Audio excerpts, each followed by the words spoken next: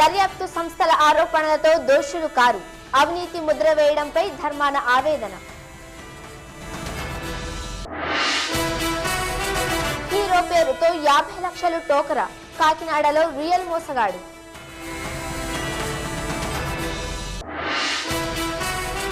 Lockout ప్రకటించిన jute mill, వీధిన పడ్డ 700 మంది కార్మికులు.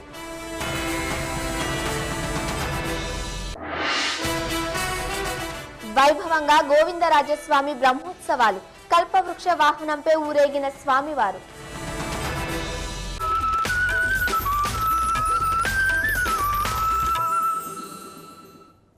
తన రాజీనామాలపై నిర్ణయం తీసుకోవాల్సింది సీఎం కిరణేనని ధర్మాన సబితా స్పష్టం చేశారు. సిబిఐ తనపై ఆరోపణలు చేసినప్పుడు గతంలోనే రాజీనామా చేశానని, దానికి ఇప్పుడు కూడా కట్టుబడి ఉన్నానని ధర్మాన ప్రసాదరావు చెప్పారు. తనపై అవినీతి ముద్ర వేయడంపై ధర్మాన ఆవేదన వ్యక్తం చేశారు. తాను అవినీతికి పాల్పడ్డానని, క్విట్ ప్రోకోకు పాల్పడ్డానని సిబిఐ కూడా ఛార్జిషీట్లో చెప్పలేదన్నారు. దర్యాప్తు సంస్థలు ఆరోపణలు చేసినంత మాత్రాన దోషులు కారని ధర్మాన తేల్చి చెప్పారు. కొన్ని ఛార్జెస్ చేసినప్పుడు మేము పనిచేస్తున్న రాజకీయ పార్టీకి కానీ, సభా నాయకుడికి కానీ, కేంద్ర నాయకత్వానికి కానీ, రాజకీయ పార్టీకి కానీ ఎలాంటి ఇరకాటం పెట్టే, ఇబ్బందులు కలిగించే, అప్రతిష్ట తెచ్చే పని చేయకుండా వెసులుబాటుగా నాయకత్వానికి ఆనాడు రాజీనామాను సమర్పించడం జరిగింది. అందుచేత ఈ విషయంలో నాడొక స్టాండు, నేడొక స్టాండు మరి ఉండదని మీకు ఈ సందర్భంగా మనవి చేస్తుంది. పుట్టినరోజు ఎవరికైనా పండుగే. విఐపీల బర్త్డే వస్తే ఇక అభిమానులకు హడావిడికి అంతే ఉండదు. ప్రస్తుతం సిక్కోలులో ఇదే సీన్ కనిపిస్తోంది. మంత్రి ధర్మాన పుట్టినరోజు వేడుకను ఘనంగా నిర్వహించడానికి ఆయన అభిమానులు రెడీ అయ్యారు. స్వామి భక్తి చాటుకుంటూ ఫ్లెక్సీలు కట్టారు. అయితే రాజీనామా తప్పదన్న హైకమాండ్ సంకేతాలతో నారాజైన ధర్మాన ఓదార్పు పర్వంలో సొంత గూటికి పయనమయ్యారు. వైఎస్ హయాంలోని జీవోలు పదవికి ఎసరు పెడితే సొంత జిల్లాలో జారీ అయిన జీవోలు తాజాగా ఆయనకు మరో సవాలుగా మారాయి. ఎందుకు, ఎలా, ఏమిటి? మంత్రి ధర్మాన సంకట పరిస్థితి ఎదుర్కొంటున్నారు. సిబిఐ అభియోగాల నేపథ్యంలో ఆయన్ని కేబినెట్ నుంచి తొలగించాల్సిందేనని హైకమాండ్ స్పష్టం చేసిందని ప్రచారం జరుగుతున్న క్రమంలో ధర్మాన అభిమానులు గుర్రుగా ఉన్నారు. మౌనంగానే విపక్షాల ముప్పేట దాడిని ఎదుర్కొన్న ధర్మాన సొంత పార్టీ అండగా నిలవకపోవడంతో తన గుండె చెదిరిందని సహచరుల దగ్గర వాపోయినట్టు తెలుస్తోంది.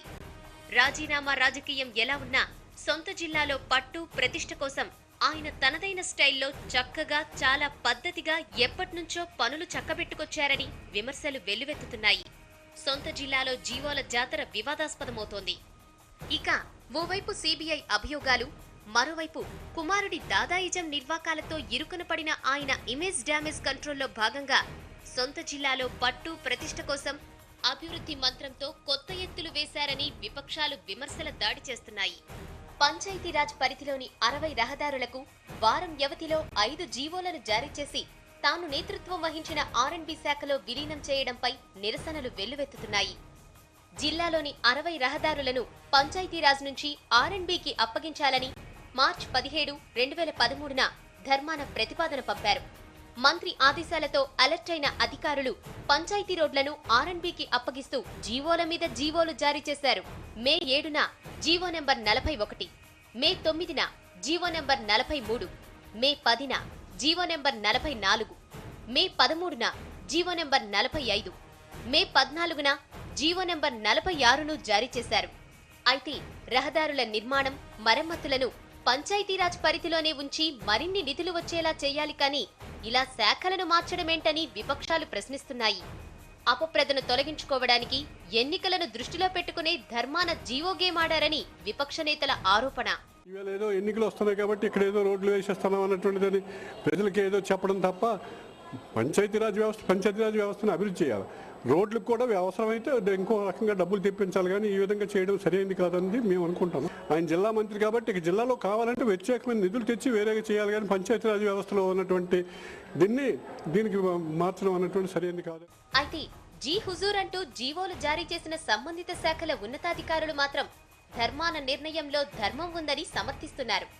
2 శాఖల మధ్య సమన్వయం పెరగడమే కాకుండా నిధులు పుష్కలంగా వచ్చే అవకాశం ఉందని ఆశాభావం వ్యక్తం చేశారు.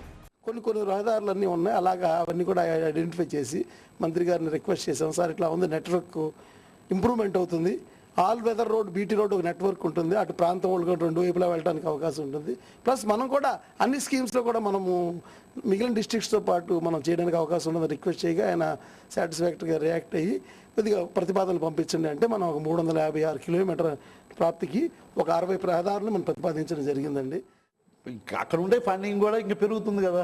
ఇప్పుడు మనకి యాడ్ అవుతూ ఉన్నాయి. ప్రతి సంవత్సరము 400 కిలోమీటర్లు 500 కిలోమీటర్లు యాడ్ అవుతూ ఉంటాయి. కొంత బడ్జెట్ వాళ్ళు కూడా షేర్ చేసుకుంటారు అవుతుంది. వాళ్ళు రోడ్ వేసినా, ఆర్ఎండ్బి వాళ్ళు రోడ్ వేసినా, మేము రోడ్ వేసినా కానీ వెళ్ళేది వాళ్ళే కాబట్టి ఆ ఫండింగ్ కూడా వాళ్ళకి ఇవి మా ఫండింగ్ ఎట్లాగో ఉంటుంది. అదనగా ఈ రోడ్లు కనుక వాళ్ళకి ట్రాన్స్ఫర్ అయితే వాళ్ళ ఫండ్స్ కూడా దీనికి ఉపయోగించడానికి అవకాశం ఉంటుంది. వైఎస్ హయాంలోని జీవోల వ్యవహారం సిబిఐ బోన్లో నిలబెడితే సొంత జిల్లాలో తాజా జీవోల వ్యవహారం మరిన్ని సవాళ్లు విసురుతోంది. బర్త్డే వేడుకలకు అభిమానులు మస్తు ఏర్పాట్లు చేస్తున్నప్పటికీ జీవోల రగడ ధర్మానను నారాజ్ చేస్తున్నాయి. ఓదార్పు బాటలో సొంత గూటికి పయనమైన ధర్మాన పుట్టినరోజు వేడుకలో తన భవిష్యత్ కార్యాచరణను ప్రకటించే అవకాశం ఉందని భావిస్తున్నారు అభిమానులు. తెలంగాణ అంశంపై కాంగ్రెస్ నేతలు మానసిక రోగుల మాదిరిగా మాట్లాడుతున్నారని టీఆర్ఎస్ దుయ్యబట్టింది. కాంగ్రెస్ పార్టీ వైఖరి కారణంగా తెలంగాణ విద్యార్థులు ఆత్మహత్యలు చేసుకుంటున్నారని టీఆర్ఎస్ ఎమ్మెల్యే రాజయ్య విమర్శించారు. రఘునందన్ టీఆర్ఎస్ పైన, హరీష్ రావు పైన చేసిన ఆరోపణల్ని వెనక్కి తీసుకొని క్షమాపణ కోరితే తిరిగి పార్టీలోకి తీసుకుంటామని రాజయ్య చెప్పారు. పార్టీ ఏ కారణం చేతనైనా ఏ వ్యక్తినైనా సస్పెండ్ చేసినప్పుడు వాళ్ళు నేను ఒకవేళ కనుక మీ దగ్గరికి వచ్చిన అభియోగాలు ఏవైతున్నాయో అవి తప్పుడు అభియోగాలు, ఇగో ఇది అని చెప్పేసి వివరణ ఇచ్చి నేను తెలంగాణ ఉద్యమంలోనే పనిచేస్తాను, నాకు వేరే మార్గం లేదు, నా జీవితం అంతా కూడా తెలంగాణ అని చెప్పేసి అధినాయకుని కలిసి చేసేది ఉంటే తప్పకుండా 2 నెలలు 3 నెలలు 4 నెలల తర్వాత ఒక్కోసారి దాన్ని సస్పెన్షన్ ఎత్తివేసడానికి అవకాశం ఉంటుంది. అట్లా కాకుండా పెడితేనేమో పెళ్లి కోరడం లేకపోతే సాగు కోరే కార్యక్రమం చేసే పరిస్థితులలో 12 ఏళ్లలో ఆయన ఏ స్థాయి నుండి ఏ స్థాయికి ఎదిగిండో ఒక్కసారి చూస్తే ఆయనకు అనేక అవకాశాలు ఇవ్వడం జరిగింది రఘునందన్. ఒక్కసారి ఎప్పుడైతే ఇంత స్టేట్మెంట్ ఇచ్చినప్పుడు నాకు పార్టీ నన్ను ఇన్ని రకాలు ఆదుకున్నది, తప్పకుండా నాదా వల్ల ఏదైనా పొరపాటు జరిగేది ఉంటే నన్ను క్షమించండి, నేను తప్పకుండా పార్టీలో కొనసాగుతాను అంటే తప్పకుండా ఎవరైనా కూడా తండ్రి కొడుకు చేసిన తప్పులను క్షమించడానికి అవకాశం. అట్లా కాకుండా నువ్వు ఈ సంగతే చూస్తానట్టు మరి అక్కరాని విషయాలని మాట్లాడితే తప్పకుండా ఆయన ప్రజలకు దూరం అవుతాడు, ఉద్యమానికి దూరం అవుతాడు, తర్వాత ప్రజలు కూడా చీకొట్టే పరిస్థితి ఉంటుంది. తెలంగాణ కోసం ఓయూలో విద్యార్థి ఆత్మహత్య చేసుకోవడం తెలంగాణ వాదుల్ని మరోసారి రగులించింది. నిజామాబాద్లోని ఎన్టీఆర్ చౌరస్తాలో టీఆర్ఎస్ శ్రేణులు నిరసనకు దిగాయి. తెలంగాణ అంశం యూపీఏ అజెండాలో లేదంటూ కాంగ్రెస్ నేత పీసీ చాకో చేసిన వ్యాఖ్యలు విద్యార్థి ఆత్మహత్యకు దారితీశాయని మండిపడ్డాయి.